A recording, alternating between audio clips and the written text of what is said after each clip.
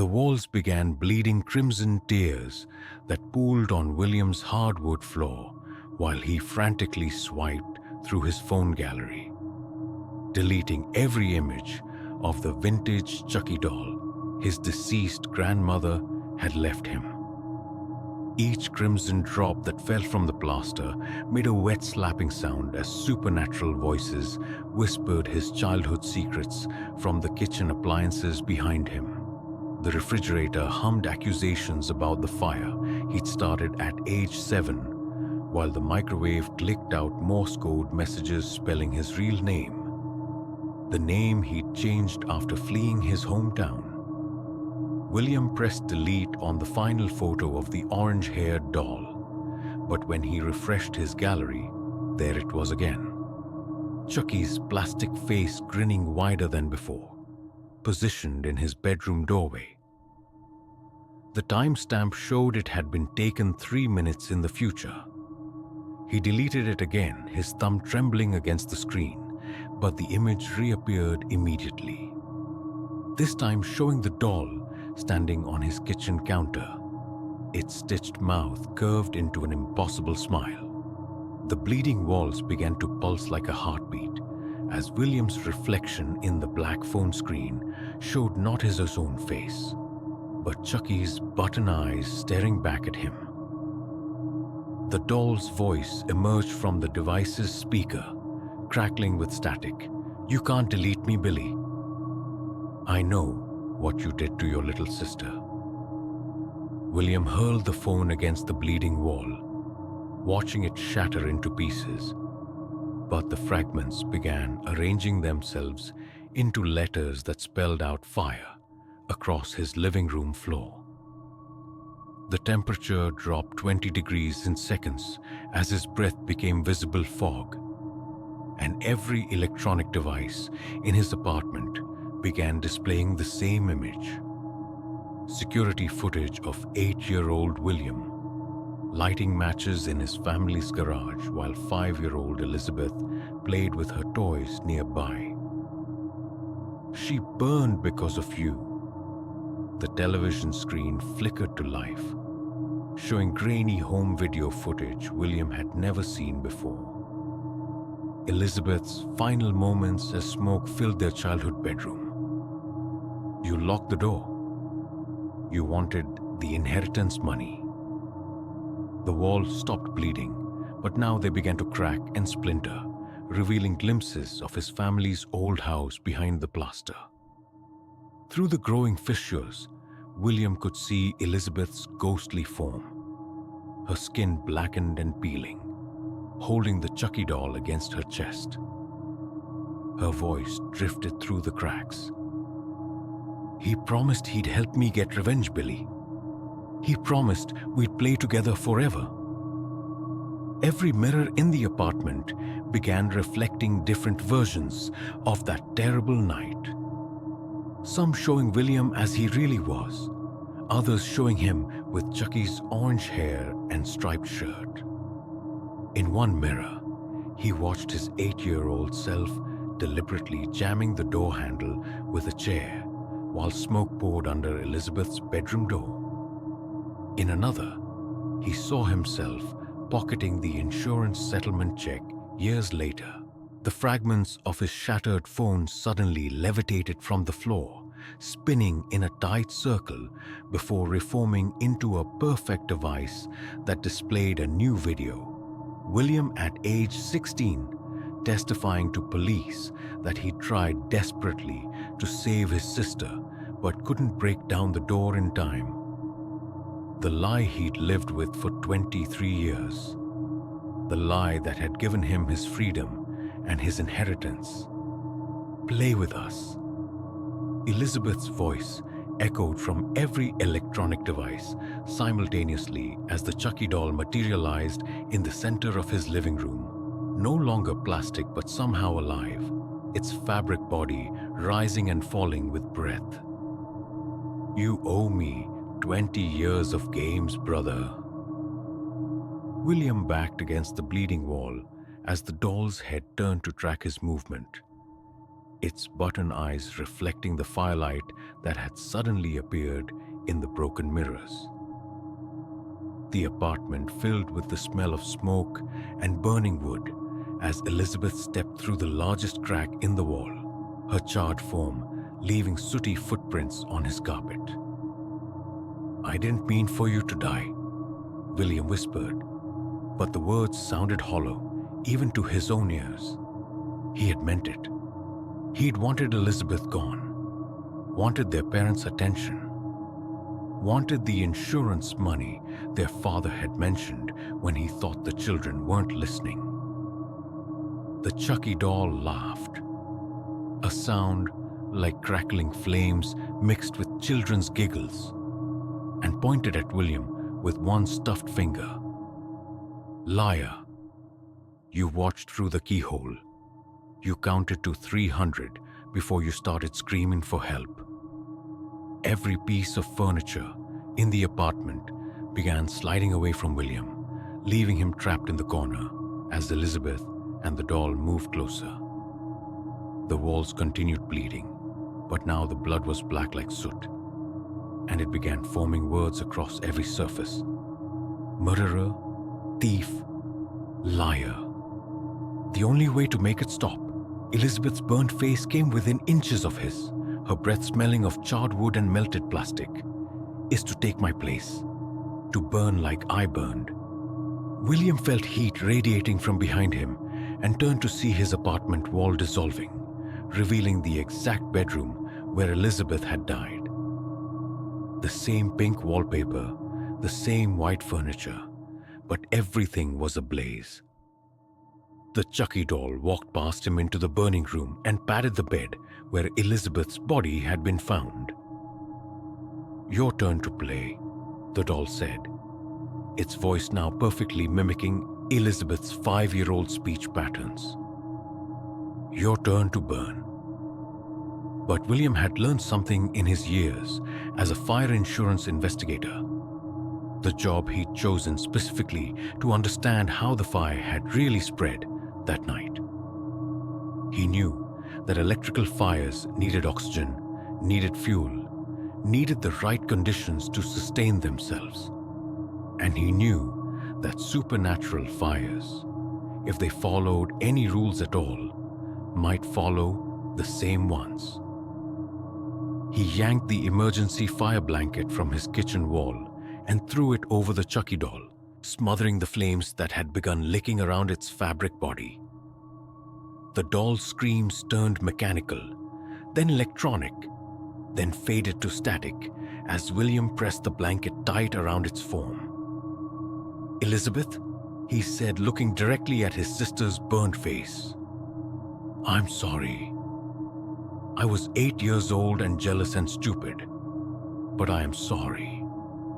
I've spent every day since then investigating fires, trying to understand what I did, trying to prevent other families from losing their children." The bleeding walls began to slow their flow as Elizabeth tilted her head, studying him with eyes like black holes. "Sorry doesn't bring me back." "No," William agreed, "but maybe this will." He pulled out his real phone, a backup device Elizabeth's supernatural influence hadn't touched, and dialed the police. "I'd like to confess to a murder. The fire on Maple Street in 2001. I killed my sister, Elizabeth."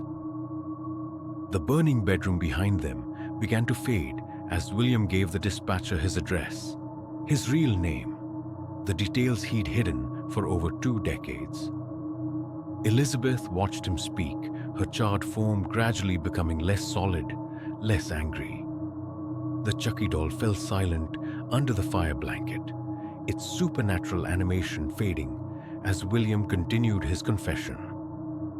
But even as the paranormal activity ceased, even as the walls stopped bleeding and the mirrors returned to normal, William knew his life would never be the same. When the police arrived 20 minutes later, they found him sitting calmly in his living room, the fire blanket still wrapped around what appeared to be an ordinary vintage doll. The only signs of supernatural activity were the faint scorch marks on his walls and the lingering smell of smoke that no amount of cleaning would ever completely remove. William pleaded guilty to manslaughter and arson, serving 12 years in prison where he taught fire safety classes to other inmates' children during visiting hours. The Chucky doll was donated to a local thrift store, where it sat on a shelf for months before a young mother bought it for her daughter's birthday. But late at night, William still dreamed of Elizabeth's burned face, and sometimes he woke to the sound of children's laughter echoing through his small apartment walls. The confession had freed him from the supernatural haunting, but not from the memory of what he'd done, and not from the knowledge that some fires, once lit, continue burning in places the living can never reach. He never owned another electronic device with a camera, never again took photographs of any kind, and never stopped checking locks twice before going to bed. Not out of supernatural fear, but out of the very human understanding that some doors, once opened, can never be properly closed again. 5 years after his release, William worked as a night janitor at a children's hospital, mopping floors and emptying trash bins while the young patients slept. The work felt like penance, caring for the innocent in the hours when nightmares usually struck. He'd grown comfortable with the routine, the predictable sounds of medical equipment in hushed conversations between nurses. But on a Tuesday night in October, while cleaning the pediatric ward's playroom, William found himself face to face with a familiar orange-haired figure sitting among the donated toys. The Chucky doll perched on a miniature plastic chair, its button eyes reflecting the fluorescent lights above. A handwritten tag dangled from its wrist. Donated by the Morrison family for brave little fighters. William's mop clattered to the floor as every television screen in the playroom flickered to life simultaneously, displaying static that slowly resolved into images of children's faces. Not the patients sleeping peacefully upstairs, but burned faces, smoke, damaged faces, faces of children who had died in house fires over the past 5 years. The screen cycled through dozens of victims while a child's voice whispered from the hospital's intercom system. "You didn't save us either, Billy." The Chucky doll's head turned with a mechanical click, its plastic smile stretching wider as it spoke in Elizabeth's voice. "Confession isn't enough. You've been cleaning floors while children burn. 7 fires, Billy. 7 families destroyed while you pushed a mop around." The playroom windows began fogging from the inside despite the controlled hospital climate, and small handprints appeared in the condensation. Dozens of them, all child-sized, all pressing outward as if trying to escape. The doll stood up on its small legs and walked across the play table, its footsteps echoing unnaturally loud in the sterile room. Jenny Morrison, age 6, trapped in her bedroom while her parents fought in the kitchen. The doll recited, pointing at one of the handprints on the window. Marcus Chen, age 4, playing with matches he found in Daddy's drawer. Lisa Thompson, age 8, fell asleep with her space heater too close to her curtains. William backed toward the door, but it slammed shut with enough force to rattle the medical equipment in nearby rooms. The electronic locks engaged with a series of mechanical clicks that sounded disturbingly like the doll's joints moving. You could have prevented every single fire. Elizabeth's voice echoed from the hospital's PA system as a burnt figure materialized in the corner of the playroom, surrounded by the ghosts of the other children. You knew the warning signs. You wrote the reports. But you never followed up, never checked on the families who needed help most. The truth hit William like a physical blow. During his years as a fire investigator, he'd identified dozens of high-risk households, families with old wiring, improper heating systems, parents who smoked indoors around their children. He'd filed his reports and moved on to the next case, never returning to ensure the hazards had been addressed. "We trusted you," whispered Marcus Chen's ghost, his small form flickering like candlelight. "Mommy called your office 3 times about the scary sounds in the walls. You never called back." The Chucky doll laughed, a sound like glass breaking mixed with children's screams, as it climbed down from the play table and began walking toward William. With each step, the hospital playroom transformed around them. The walls became charred wood, the floors turned to ash, and the smell of smoke filled the air. "Time for the real game," the doll said, producing a box of matches from its overalls pocket. "Let's see how long you last in the fire, Billy." But William had learned something else during his years in prison and his work at the hospital. He'd learned that running from responsibility only made the consequences worse. Instead of backing away from the approaching doll, he knelt down to meet its button-eyed gaze. "You're right," he said, his voice steady, despite the supernatural chaos around him. "I failed those children, just like I failed Elizabeth. But I won't fail again." William pulled the hospital's emergency fire alarm, flooding the building with bright lights and ear-piercing sirens.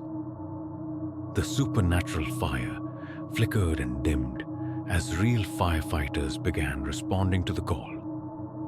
He grabbed the Chucky doll before it could retreat, holding it firmly, despite the searing heat radiating from its fabric body.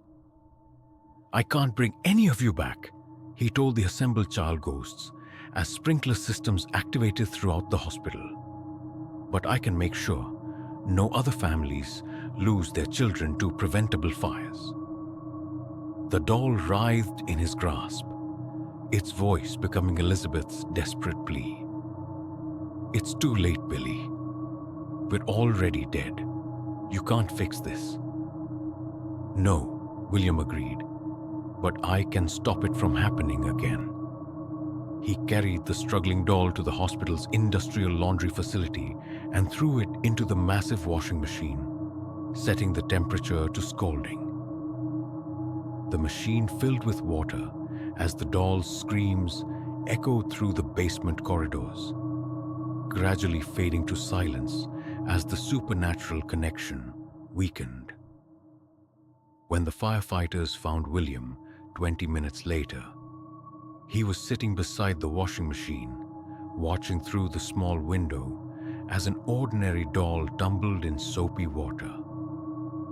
He calmly explained to the fire chief about the electrical malfunction that had triggered multiple false alarms. A story that sounded perfectly reasonable to anyone who hadn't witnessed the supernatural events. The next morning, William submitted his resignation from the janitorial job and used his savings to start a non-profit organization dedicated to fire safety education and prevention. He visited the families of every child who had died in the fires he might have prevented, offering free safety inspections and smoke detector installations. The work was harder than prison had been, facing the grief and anger of parents who had lost everything. But gradually, slowly, the nightmares began to fade.